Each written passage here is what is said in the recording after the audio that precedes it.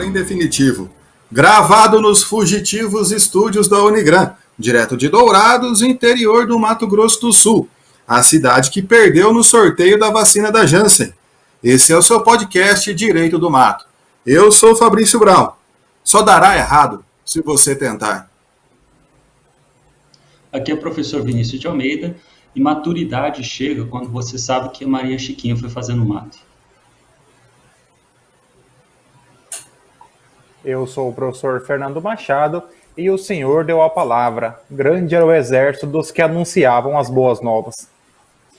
Irmãos e irmãs, estamos aqui mais um dia de gravação do nosso Direito do Mato para levar até você o mais atualizado e o mais... Perdi aqui a palavra, me emocionei aqui fazendo o mais atualizado e o mais... inteligente conteúdo jurídico para que você mantenha-se sempre informado acerca de tudo aquilo que acontece em Dourados, no Mato Grosso do Sul, no Brasil e no mundo. E hoje, quando tem que mentir, daí dá errado, né? Quando eu não sei mentir, eu fui tentar dar mais importância do que tem, aí eu acabei me atrapalhando aqui mas depois o Paulo corta, ou também não corta, e não tem problema.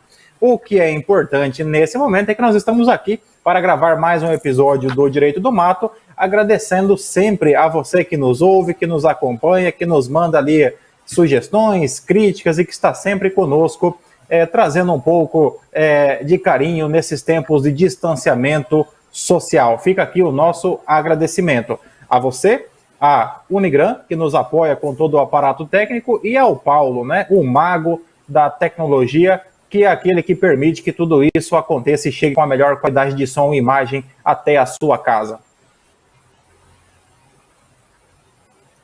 É isso aí, pessoal. E fica também aquele convite para, se você quiser conhecer mais o nosso projeto Direito do Mato, depois de ouvir esse episódio, confere os episódios anteriores. A gente está lá no YouTube, no Spotify e outras redes de streaming. E também não deixe de acompanhar a gente lá nas redes sociais. Estamos no Instagram, Facebook, curta, compartilha e ajuda a gente aí a fortalecer mais o Direito do Mato.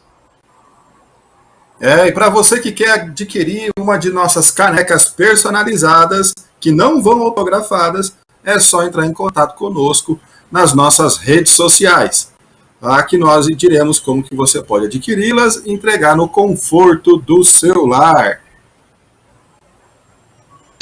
E começando então o episódio de hoje, a gente selecionou aqui umas notícias aleatórias dentro do universo do direito para a gente discutir aqui. É o nosso clássico quadro, que só tem 5 até agora, né? Giro de notícias. Então, olha só, pessoal. Primeira notícia, STJ. Empate adia decisão de disputa pela marca Legião Urbana. A quarta turma do STJ voltou a julgar nesta terça-feira, dia 22, a disputa envolvendo a marca Legião Urbana. A empresa Legião Urbana Produções Artísticas, representada pelo filho do cantor Renato Russo, requer a exclusividade sobre a marca e pede a reforma de decisão que assegurou a Eduardo Villa-Lobos e Marcel Bonfá o uso em show e atividades profissionais. O julgamento foi adiado para a próxima sessão devido a empate. A relatora considerou que a banda acabou e não há o direito social dos artistas de continuar tocando com o nome da banda se não possuem a titularidade da marca.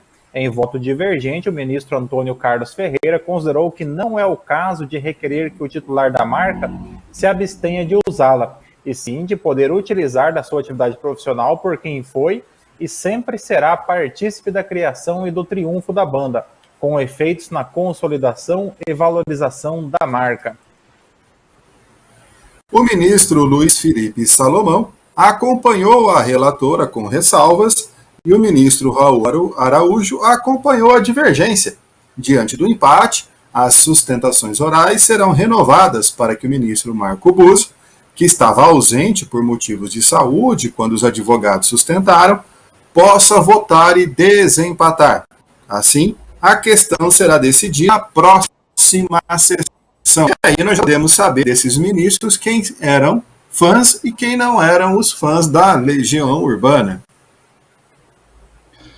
Mas é isso, será que o Eduardo Villa-Lobos e o Marcelo Bonfá têm razão ou é apenas tempo perdido para eles? Parece que andou ensaiando, hein, Vinícius? Essa foi sutil, hein? Foi sutil, mas eu peguei, né? Esse processo que já está demorando mais do que a música Faroeste Caboclo é um processo que opõe, de um lado, o sucessor da marca, que é filho do Renato Russo, e de outro lado, dois dos que foram parte da Legião Urbana, né? Discordo veementemente da ministra relatora quando diz que a banda acabou e que não há direito social em relação à banda. Eu discordo porque a banda não acabou. A banda ela ainda vive nas músicas e nos fãs de Legião Urbana, né? Então a banda não acabou. Aqui eu já discordo já de imediato disso que trouxe a relatora. Primeiro ponto é que o filho do Renato Russo é um ingrato, porque ele não participou, em nenhum momento não colaborou com Legião Urbana e agora quer utilizar o nome Legião Urbana de forma exclusiva. Esse rapaz está sendo um ingrato, porque se não fossem os outros dois músicos, sequer existiria Legião Urbana e sequer ele teria uma marca agora para brigar perante o Poder Judiciário, né? Um ponto importante que nós podemos colocar aqui são os conceitos em relação à marca. O Instituto Nacional de Propriedade Industrial, o INPE, ele, no Brasil, ele é a entidade que regula a questão do registro da propriedade industrial e, dentre elas, a propriedade intelectual, como é, no caso, a marca. Em relação à marca ela é a identificação da pessoa jurídica. Dentro do conceito de marca, nós temos tanto a chamada marca nominativa, que é o nome, por exemplo, o nome Legião Urbana, quanto nós temos também o elemento figurativo, que seria o desenho, que seria ali o símbolo, aquilo que identifica a empresa. E também a chamada marca mista, que ela é tanto o nome quanto o desenho ali que vai identificar, por exemplo, Netflix, Coca-Cola, você tem ali uma marca mista, que tem o nome e o desenho também, o elemento figurativo ao mesmo tempo. Nesse caso, eu imagino que a discussão se deve à utilização da marca nominativa. Eu sinceramente, desconheço Legião Urbana se tinha algum símbolo, se tinha algum elemento figurativo que identificasse. Mas aqui eu imagino que a discussão ela se restringe à questão da marca do elemento nominativo. Nesse caso, eu entendo particularmente que sequer deveria o Poder Judiciário estar decidindo algo em relação à marca. Por quê? Porque Legião Urbana se refere a uma banda que fez e ainda faz bastante sucesso, do qual dessas partes, uma das partes do processo, foram aqueles que participaram da construção da banda. Por alguma questão, acredito que meramente burocrática, no momento do registro não constaram todos da banda ali como requerentes desse registro. Imagino ali que a banda, se tivesse conhecimento dessa briga que viria, teria ali formalizado esse registro. Imagino eu, até porque na constituição da banda não parece que Renato Russo seria o detentor dos direitos da banda, enquanto os outros seriam meros auxiliares. Aí imagino que a banda seria uma construção democrática entre todos eles. Desse modo, quando o Poder Judiciário ele tenta limitar a utilização do nome Legião Urbana por aqueles que são os fundadores e os criadores do próprio Legião Urbana, você vê o direito aí, ao contrário da sua finalidade principal, que é eliminar os conflitos em sociedade, você vê o direito fomentando o conflito em sociedade. Uma solução seria, por exemplo, separar as atividades.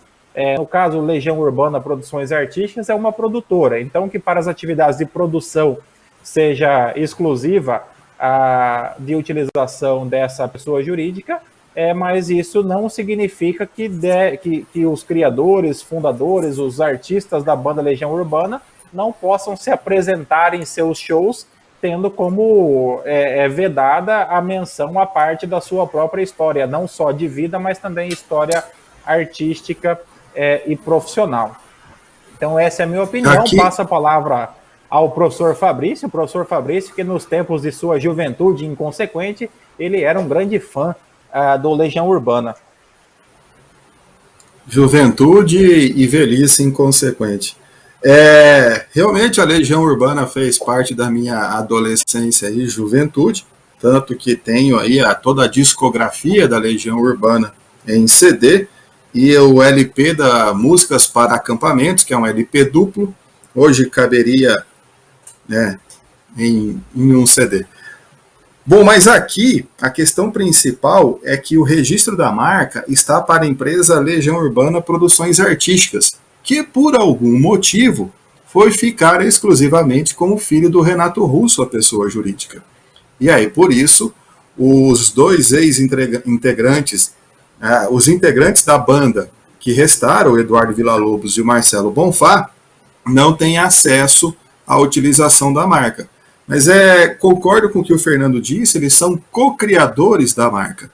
Utilizaram dela durante todo o tempo enquanto o parceiro de banda deles estava vivo, né? E sempre assim puderam fazer. São identificados e conhecidos como membros da Legião Urbana. Tanto que eles têm carreira solo, mas ainda são o Villa-Lobos e o Bonfá da Legião Urbana. A fundamentação do voto do ministro Antônio Carlos Ferreira e do Raul Araújo é justamente nesse sentido, né, de falar que os co-criadores têm participação na propriedade intelectual, já que criaram juntamente com Renato Russo, lá na década de 80, a Legião Urbana.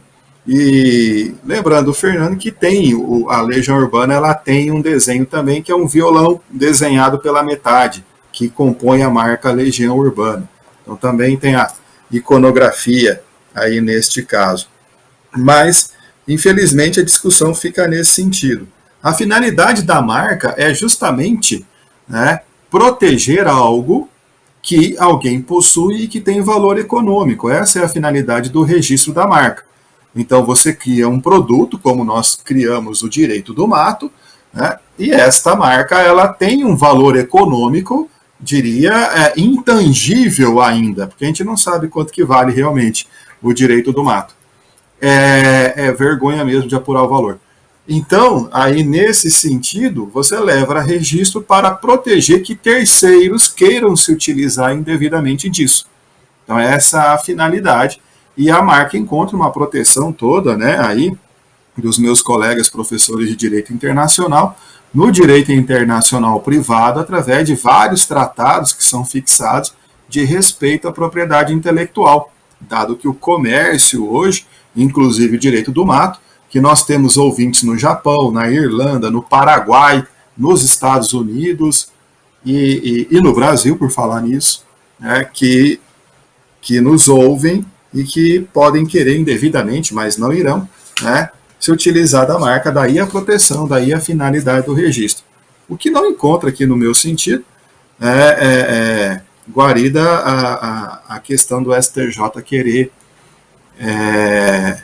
se prevalecer a decisão em favor do filho do Renato Russo, que os outros dois componentes da banda não possam continuar utilizando o nome Legião Urbana e nem a logomarca. Eu também concordo aí com o que o Fernando e o Fabrício comentaram, porque não só esses dois integrantes eles ajudaram a criar a ideia do Legião Urbana, mas também fizeram com que esse nome pudesse crescer. Tanto é que quando a gente vai estudar dentro do direito empresarial sobre essa preocupação sobre a marca, surge até a ideia da marca de alto renome e marcas notórias, que a gente consegue perfeitamente encaixar o Legião Urbana em um desses dois grupos, o que exige a ele uma proteção um pouquinho diferenciada, inclusive um acaba tendo uma proteção internacional. E aí você restringir esses integrantes, que foi justamente aqueles que fizeram, que é a história, que carregam a história dentro desse nome, realmente seria totalmente desproporcional, favorecer o formalismo em detrimento do que realmente seria a ideia de justo. E aí tem uma coisa assim que vale a pena comentar, é que a discussão aqui é usar o nome. não necessariamente poder tocar as músicas, porque isso já acaba entrando em uma outra seara.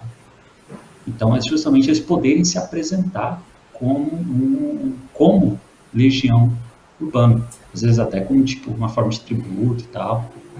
Mas realmente acaba sendo isso. É essa guerra que a gente vê no STJ, se deve prevalecer ou não o formalismo em detrimento do que o próprio notícia fala, uma espécie de direito social dos artistas. Aqui só uma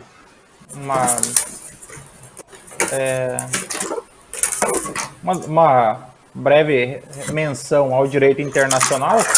Nós temos a Convenção da União de Paris, do século XIX, que trata sobre marcas, e temos o Tratado de Madrid, também, que ele confere proteção e padroniza alguns procedimentos em relação ao registro de marcas. Desse modo, atendidas algumas formalidades, a marca, ela, uma vez registrada no INPE, ela é protegida não só em relação ao território nacional, mas pode também ser protegida em relação aos mais de 130 países que são signatários do Tratado de Madrid. Então, esperamos que essa decisão ela prevaleça o bom senso, prevaleça o respeito à memória de Renato Russo e o respeito à memória do Legião Urbana, permitindo que aqueles que criaram, aqueles que fizeram parte da história da Legião Urbana possam permanecer aí, continuar utilizando a referência à banda Legião Urbana, e que esse registro de marca aí não possa atrapalhar aí uma história de sucesso tão bonita, né? Uma das Legião Urbana, o professor Fabrício, o professor Vinícius, que são um pouco mais do rock, né? Talvez uma das últimas bandas de rock que fizeram sucesso no Brasil, né? Não sei se depois da Legião Urbana nós tivemos talvez ali um Jota Quest, né? Nem sei se aí não um Jota Quest, um Skank, né? Mas talvez tenha sido um dos últimos ali, o Legião Urbana, né? Ainda bem que você é do sertanejo, Fernando. Os caras em Jota Quest é do rock. Skank.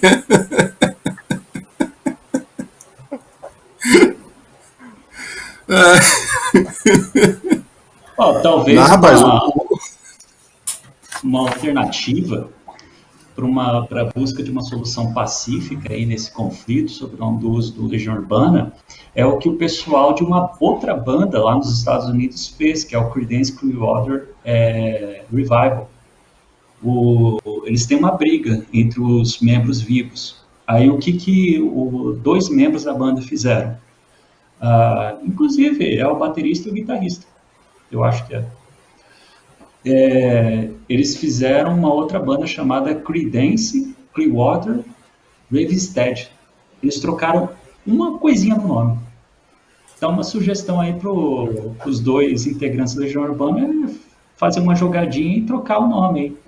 Colocar, tipo, Legião Rural, Legião Metropolitana. Professor Fabrício, eu falei do Skank Jota Quest, esqueci do NX0. Aí na parte do rock, né? Perdão, eu esqueci do NX0. Mas vamos lá. Tá e certo. a nossa próxima notícia também interfere no mundo dos artistas, também nesse universo musical. É evidente que aqui, nesse caso, o sucesso feito tanto do Brasil quanto fora do país foi maior do que Legião Urbana. Mas vamos lá. Fora do país foi, sincero, foi. Baileiro. Pedro Roca Baleira, região fez. Na região de Capitambado também. Baileiro é expulso do Facebook sem explicação e processa a rede social. Essa notícia foi destaque no Campo Grande News, que é um jornal ali concorrente do New York Times, e trouxe o seguinte: o famoso sanfoneiro e compositor sul-mato-grossense Marlon Maciel, de 58 anos, foi praticamente expulso do Facebook. Sem saber a razão, o Baileiro, único administrador de sua página oficial, com mais de 36 mil seguidores, está desde o dia 23 de abril sem conseguir acessar sua conta. Após várias tentativas de contato, resolveu tomar uma medida mais drástica: acionar o Facebook judicialmente. Ainda é possível acessar a página de Marlon, mas Como ele, antigo administrador, não tem mais acesso, ele está sem postagem desde abril, entre aspas. Para ter uma página, ela precisa estar ligada a um perfil pessoal, que no caso era o meu. Do nada, a página foi desvinculada do meu perfil e é como se eu nunca tivesse tido ela, fecha aspas. Dentre os documentos exigidos para voltar à página, estão cópias da identidade, CPF e CNPJ. Marlon conta que enviou os documentos, depois não obteve mais respostas. Logo após perder a página, Marlon também perdeu sua pessoal. Disse, eu estou fora de tudo no Facebook. Esse fim de semana mesmo tem uma live grande e bonita e não consigo divulgar. Quando viu que não teria resposta do Facebook, Marlon procurou um advogado, Felipe Silva Gomes, que ingressou com uma ação judicial na última semana exigindo reaquisição da página e do perfil. Eu perdi muita coisa com certeza nesses meses. Nunca fiz postagem polêmica, nunca dei margem para isso. Me entristece bastante, disse o sanfoneiro. Isso pode dar um novo chamamé, não dá, Fernando? Sem dúvida, né? Marlon Maciel, um expoente do nosso chamamé, o chamado chamamé saudade, né? Aquela música ali que faz que resgata a cultura, a bonita cultura sul-mato-grossense, mistura da música gaúcha com a música paraguaia. Marlon Maciel, então, saudade do perfil dele. Marlon Maciel como um defensor dessa cultura do chamamé. Inclusive em Rio Brilhante acontecia ali o Festival do Chamamé, né? Um evento aí de caráter internacional dedicado justamente à cultura chamamezeira aqui do estado de Mato Grosso do Sul. Primeiro ponto que nós temos que destacar a página, ela pertence ao usuário ou pertence ao Facebook, né? Esse seria o primeiro ponto. Por quê? Porque a partir daí nós poderíamos discutir se o Facebook pode ou não remover arbitrariamente e sem prévio aviso, sem o devido processo legal, né? Em relação ao contraditório, ampla defesa, remover a página do usuário. O primeiro ponto aqui que nós temos que definir na minha opinião, que a página ela pertence ao usuário. O Facebook disponibiliza a plataforma, permite que o usuário faça ali o seu cadastro. A partir desse momento, então, a página passa a integrar o patrimônio jurídico do usuário. Por quê? Porque além de registrar a própria história de vida do indivíduo, da pessoa que vai ali postando as suas interações sociais, postando as suas imagens, postando as suas recordações ali no Facebook, sobretudo no caso dos artistas, e aqui nós destacamos para artistas independentes, artistas que não são alicerçados por grandes produtoras, esses artistas eles dependem quase que exclusivamente das redes sociais para que eles possam divulgar o seu trabalho. Então, no caso, o Marlon Maciel, ele tem ali a sua legião de 36 mil seguidores, que é praticamente uma Amambai em termos populacionais, e que são fãs e acompanham diariamente o trabalho do artista. Ao privar o artista da sua página, você automaticamente está privando de um importante instrumento de trabalho. Portanto, nesse caso, eu declaro o Facebook culpado em relação a essa arbitrariedade que cometeu contra Marlon Maciel, do qual eu sou fã, não apenas de quando ele fundou ali o antigo grupo Uirapuru, posteriormente o auge da sua carreira com o grupo Canto da Terra, do qual eu ouvia na rádio lá em Amambai, chamada Rádio Jornal de Amambai e Você Amigos para Sempre, de modo que Facebook, então, restitua imediatamente a página para Marlon Maciel. Hashtag somos todos Marlon Maciel.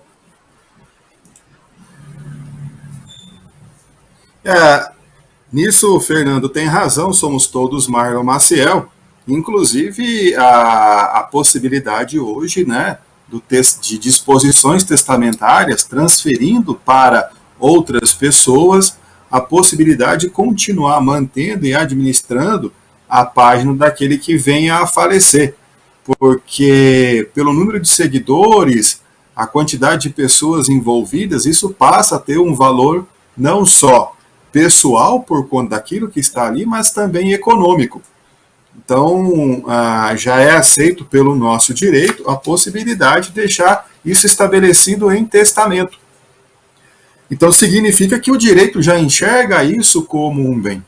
E é claro que o Facebook, cada um que integra uma rede social, firmou com essa rede social, seja ela qual for, um contrato. É gratuito o serviço? Em tese, a gente retribui o serviço que o Facebook presta, dando informações que nós não deveríamos, mas nós passamos para ele. E nesse caso, o Marlon Maciel quis evidenciar que ele não descumpriu nenhum dos termos do contrato estabelecido pelo prestador de serviço. Todas as publicações eram referentes à sua atividade enquanto músico, para divulgar o seu trabalho de músico e divulgar as marcas que patrocinavam ele.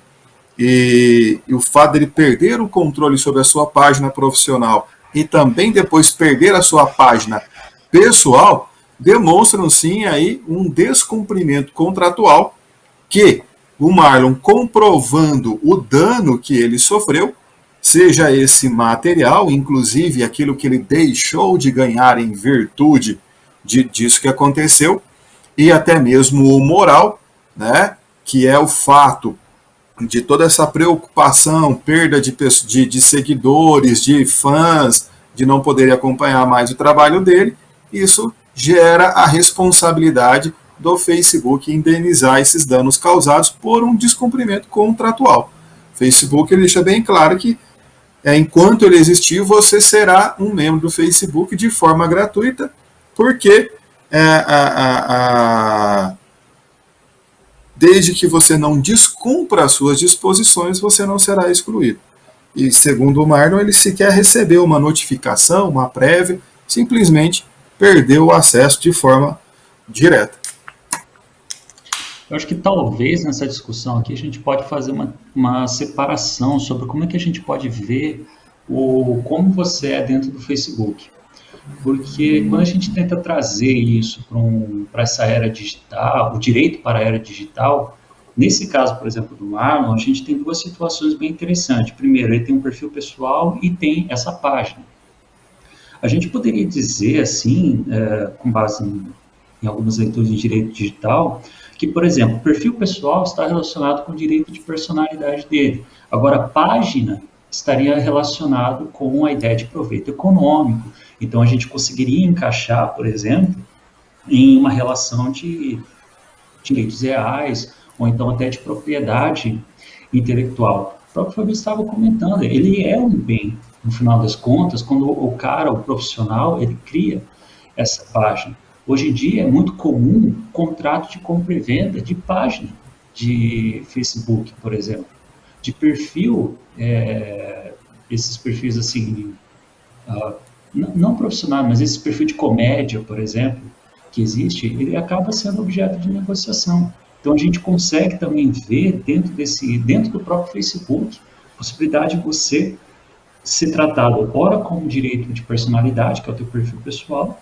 ora como um direito de propriedade ou um outro ramo quando a gente fala dessa página. Então, fica claro aqui que o Marcel, né, justamente por estar privado a isso, e afetou justamente nessa área econômica. Então, tomara aí que o Facebook tenha um pouco de vergonha na cara e ressarce o Marcel aí pelos... Marcel, mas não é o nome dele não, né? Marlon Maciel. O professor Vinícius, você falou em vender página. Quantos que está valendo uma página com uns 1.500 seguidores? Que dependendo do que for, a gente já tem uma para vender, né?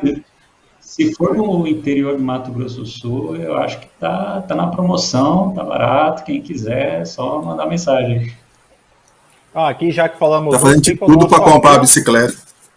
Fica o nosso apelo para que você curta a nossa página no Facebook, para que você se inscreva em nossa rede social e para que você também nos siga no Instagram, né? O Direito do Mato é um projeto sem fins lucrativos, mas nós esperamos um dia que ele tenha fins lucrativos, né?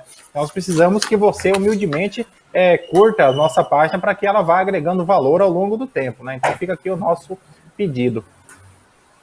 A gente nunca falou que não tinha fins lucrativos, Vinícius, né? Não foi nessa reunião, Fernando. Essa parte de não ter fins lucrativos eu faltei na reunião.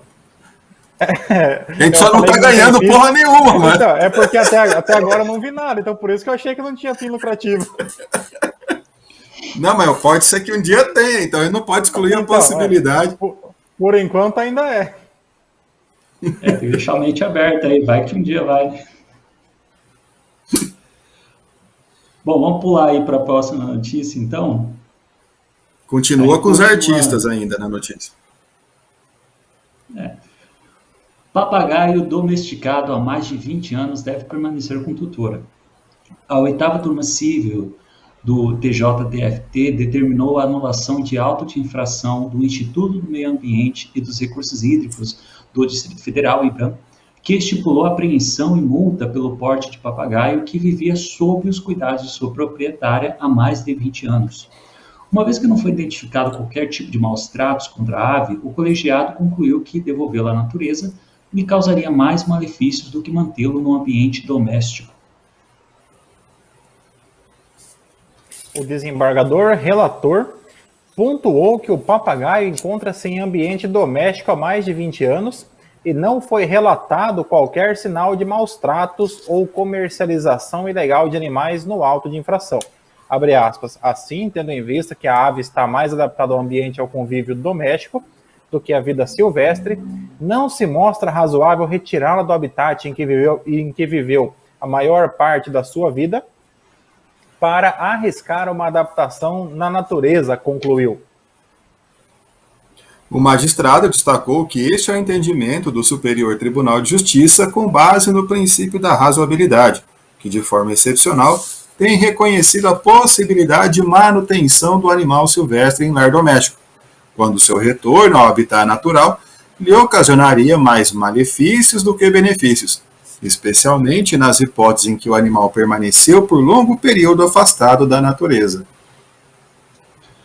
Quanto à multa imposta, o julgador verificou que o artigo 24, inciso 2º do Decreto 6.514 de 2008 estabelece a aplicação da penalidade por utilização de espécie que conste nas listas oficiais de fauna brasileira ameaçada de extinção e de espécies constantes da lista da Convenção do Comércio Internacional das Espécies da Flora e Fauna Selvagens em perigo de extinção, CITES.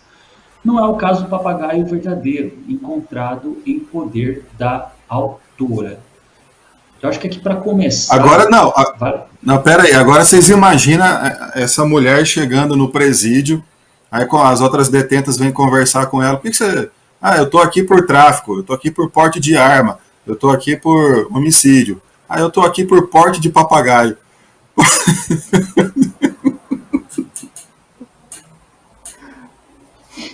Bom, aqui o ponto principal da decisão, ele se refere aqui ao que foi ponderado pelo desembargador, se deu em relação ao retorno ou não do papagaio para o ambiente silvestre e se esse retorno traria para o papagaio mais benefícios do que malefícios.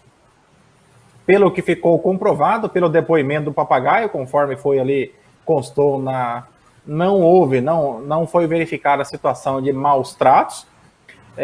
O papagaio, ele já levava uma vida domesticada, uma vida pacata, pacífica, sendo alimentado. Um papagaio que já estava com a idade, já havia vivido 1/3 da sua vida ali, pela estimativa da vida de um papagaio. Então, ele tinha uma vida parecida com a nossa. Então, reintegrar esse papagaio ao ambiente silvestre seria muito mais prejudicial e mais perigoso para ele do que mantê-lo com a sua tutora, né? Quando se refere a animais, professor Fabrício, nós não falamos mais em dono, tá? Nós falamos em tutor, porque animal não é coisa. Animal é sujeito de direito.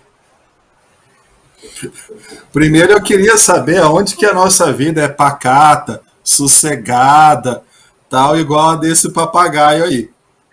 Eu não estou lembrando dessa parte, pelo menos na minha. O papagaio está no louco. Para fins de registro. Então, e papagaio é coisa. Diga, Vinícius. Acho que assim, antes a gente continuar aqui, uma coisa que vale a pena comentar é o seguinte. Quer dizer que eu posso ter um papagaio verdadeiro? Para isso, existe a necessidade que se a pessoa ela queira, por exemplo, utilizar uma espécie, ela queira ter uma espécie da fauna silvestre, existe a necessidade de comunicação prévia aos órgãos fiscalizadores. Ela precisa de permissão, licença ou autorização para ter o animal, tá? Não é chegando de feliz, pegando assim um papagaio e aí você criando. Em regra, existe a necessidade de primeiro você buscar esses meios permissivos para você ter esse tipo de animal. Aqui eu acredito que nesse caso foi um rigor um pouco exacerbado do servidor público que quis retirar o papagaio da sua proprietária, e recolher ele e ainda impor uma multa. Afinal de contas, por mais que a lei, o decreto seja lá o decreto de 2008, para o papagaio já estava bem antes de 2008, sobre os cuidados da dona dele. Então, nesse caso, foi um rigor excessivo. Até, afinal de contas, um papagaio que há 20 anos é muito bem cuidado, bem melhor do que nós fomos cuidados, ele não teria como sobreviver comendo bolacha, petisco, ração, seja lá o que for que um papagaio come. Devolver ele para a natureza, ele morreria de fome ou abatido por um predador, porque ele não sabe se proteger. Tal qual o papagaio da minha vizinha, que mora a poucos metros da minha casa, que o que ele faz de mais perigoso aqui no bairro é assoviar o hino do Corinthians, diariamente por diversas vezes. Então, eu acho que foi um rigor excessivo por parte do fiscal aqui do meio ambiente. Mas nesse caso, se você considerar o time do Corinthians jogando ali com o Jô, o Gustavo Mosquito, aí nesse caso é maus tratos, né?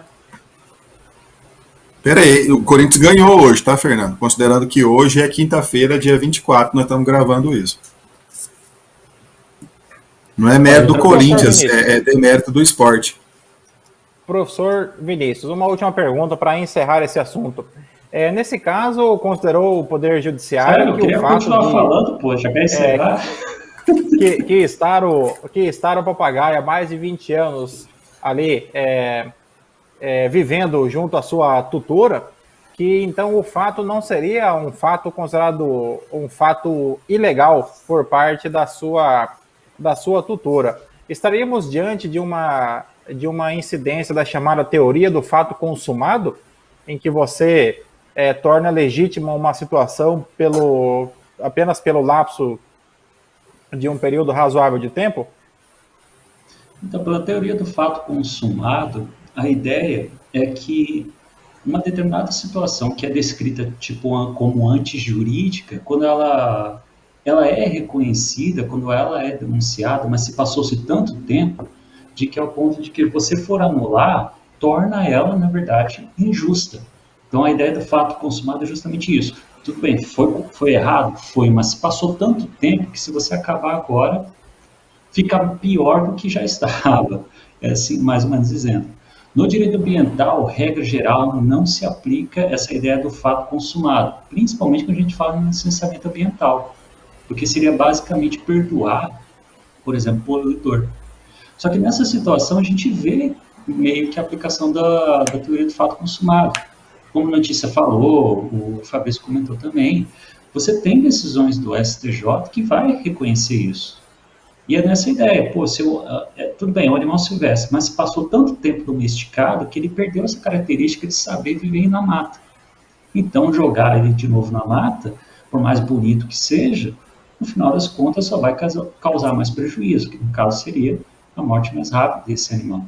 Então, a gente teria um bom exemplo aí de um fato consumado. E tem uma coisa, o artigo 24 desse decreto, ele estipula uma multa pesada para quem comete um desses verbos que tem nesse dispositivo. Se o animal não tiver listado naquelas relações de animal em extinção ou outra coisa, é R$500 por animal. Então, se ela tivesse 3 papagaios, seria 1.500. E 5.000 se fosse um animal listado em uma dessas listas, de animal de extinção ou então internacional. Então, se ela tivesse 3 papagaios, seria 15 mil. E com possibilidade de até majorar isso aí. Então, olha o perigo que é você não comunicar, né, os órgãos.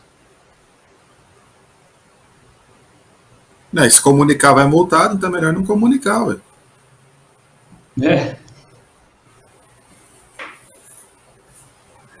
Então vamos para a nossa última notícia, escolhida pelo Fernando.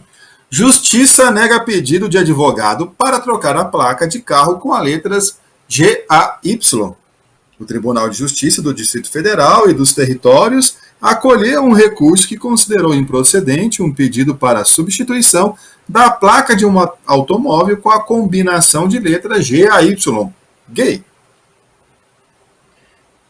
Um advogado entrou na justiça para conseguir que o Departamento de Trânsito do Distrito Federal fosse obrigado a substituir a placa do automóvel dele.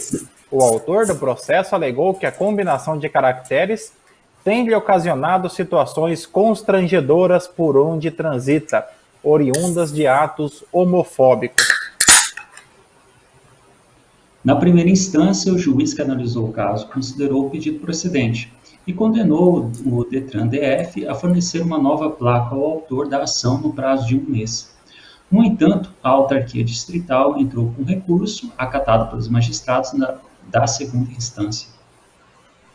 O colegiado entendeu por unanimidade que a situação não implica violação de direito da personalidade e que o advogado tinha conhecimento da placa quando comprou o carro. A segunda turma recursal dos juizados do Distrito Federal ressaltou que a legislação permite a substituição só em caso de clonagem. Antes aqui da gente entrar no mérito do comprador aqui, o direito da personalidade dito aqui, que ele está falando, é a violação à imagem dele que estaria sendo prejudicada. Nos direitos da personalidade nós temos o nome, a imagem, o corpo, a honra, os escritos, a palavra e etc. E aí, no caso, seria a imagem dele que ele busca proteger, porque, em tese, um carro cujas placas são iniciais gay trariam a ele alguns desconfortos, algumas situações constrangedoras, inclusive de atos homofóbicos.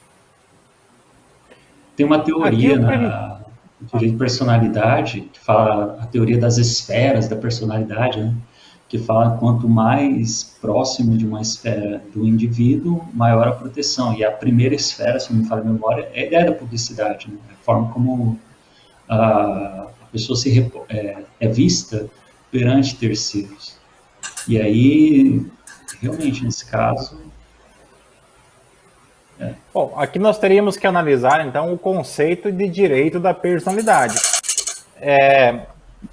O carro é um direito da personalidade? Me parece que é uma interpretação um pouco extensiva. Você associar a placa do carro aos direitos da personalidade. Por quê? Porque quando nós falamos de direito da personalidade, estamos pensando naqueles direitos personalíssimos. Teve outro podcast que eu dei uma explicação aqui bastante detalhada sobre esse assunto, né? Hoje eu não vou repeti-la, mas não me parece que a placa do carro ela integre o patrimônio jurídico do indivíduo nessa, vamos usar o termo do professor Vinícius, nessa esfera dos direitos personalíssimos, que a placa do carro ela será integrada a essa mais íntima esfera dos direitos da personalidade. Então, me parece que houve uma interpretação um pouco extensiva. Superando esse primeiro momento, nós teríamos que analisar a placa do carro efetivamente trazia algum constrangimento para o proprietário desse veículo. Nesse caso, então, caberia ao proprietário o ônus da prova. Ele deveria, ali nos termos do artigo 373 do CPC, deveria, então, apresentar as provas de que, efetivamente, a combinação das 3 letras lhe traria, então, um dano moral ou uma violação da sua imagem, da sua honra, a ponto de merecer, então, a atuação do Estado juiz. Nesse caso, não tenho ideia de quais foram as provas que ele apresentou. Talvez memes em relação à placa do seu carro circulando pela internet, depoimentos de testemunhas que viram, talvez ali o autor chegando em determinado local, as pessoas apontando e zombando da sua placa, e ele excessivamente deprimido a ponto de se sentir, então, atingido por esta zombaria, por estas brincadeiras ou por essas ofensas proferidas por terceiros. Então eu imagino aqui imagino que ele deve ter aí reunido as provas necessárias, né? A mera configuração das letras por si só eu entendo que não são passíveis de merecer a interferência do Poder Judiciário. Então teria ele que comprovar que efetivamente ocorreu um dano a ponto de merecer aí a atuação do Judiciário nessa demanda, que não me parece uma demanda assim tão relevante, né? Se o carro dele fosse um C3, se fosse um C3, um Renegade, um Q1 da Audi, um Mini Cooper, com essa placa inicial, não precisava falar mais nada, a gente já saberia do que poderia acontecer. Agora, se fosse C3, é dano objetivo, né? Responsabilidade objetiva aí, tá? É dano em RY, não precisa de comprovação. E também tem outra coisa. A ideia da placa, é justamente uma forma de individualização do veículo. Então, no final das contas, quem é GAY não é o indivíduo, quem é GAY é o carro. Então, ele meio que levou as dores do carro. Às vezes ele recebia muita luz alta por aí, não entendia o que estava acontecendo também. Mas a questão primordial aqui é por que eu não considero que haja um dano aqui? A partir do momento que você só pode considerar um dano, se você considerar que ser considerado gay é algo danoso, prejudicial. E acredito que isso não haja mais na nossa sociedade, que seja prejudicial. Algumas pessoas podem assim acreditar, mas o que não é a realidade. Mas tem um agravante aqui para o indivíduo aqui. Diz a notícia que ele tinha conhecimento da placa quando comprou o carro. Então ele comprou um carro usado que já estava emplacado. Então como é que ele vai alegar que sofreu dano, sendo que ele, ao adquirir o veículo, ele já sabia da placa, ele poderia ter optado por outro veículo. Ele basicamente assumiu o risco. Vai na teoria do risco agora, o Vinícius, né? Seria dolo eventual, né? Como ele já comprou o veículo dessa forma, mas do mesmo modo, eu imagino aqui que seja mais um daqueles casos de masculinidade frágil, né? Em que o indivíduo ali, ele se sentiu atingido pela placa do seu veículo e foi onerar o Poder Judiciário através de uma ação totalmente sem nenhum fundamento jurídico razoável, né? O ideal ainda era que ele fosse condenado em litigância de má-fé, né? Porque enquanto o Poder Judiciário está analisando a placa do veículo dele, um outro processo deixou de ser analisado, né? Então esse indivíduo aí está atrapalhando a atuação do Poder Judiciário.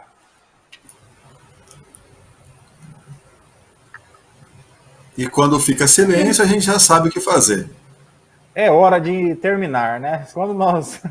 Quando começa esse silêncio ensurdecedor, é mais um indicativo de que o podcast Direito do Mato está chegando ao fim.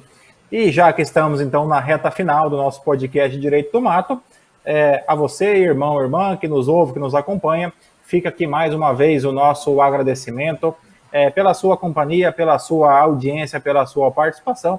Esperamos sempre contar com a sua parceria. Estamos aqui sempre tentando fazer o melhor para levar esse conteúdo jurídico atualizado e de qualidade para o conforto da sua residência ou do seu trabalho, né? Agora foi melhor um pouco, né? Foi. E, pessoal, se você quiser conhecer mais desse projeto, dessa marca de alto renome e notório, que é o Direito do Mato, convido vocês para ouvir depois de acabar esse episódio, conferir nossos episódios passados, também confere a gente lá nas redes sociais, a gente está no Instagram, no Facebook, acompanha também os episódios anteriores no canal do YouTube, porque com vocês a gente consegue evoluir mais e mais esse projeto. E quando for comprar um carro, verifique a placa antes. Tenham todos uma ótima semana, um grande abraço, sejam felizes!